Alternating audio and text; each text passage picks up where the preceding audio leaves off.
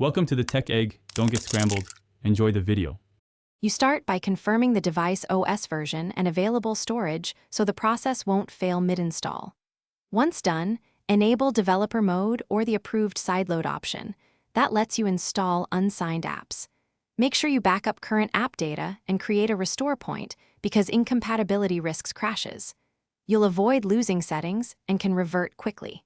Now proceed with the compatibility tools in the next step.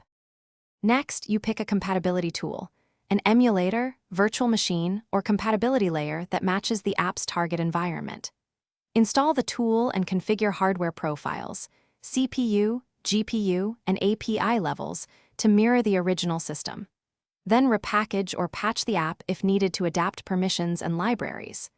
Once configured, run the app in an isolated user profile for realistic testing.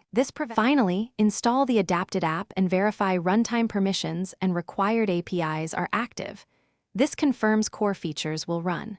You should monitor logs and resource usage to spot crashes or heavy CPU spikes, and then tweak configurations or use alternate libraries. If things go wrong, restore the backup or switch to an alternate build. Your rollback plan saves time. One key troubleshooting tip: always inspect error logs first to identify missing dependencies.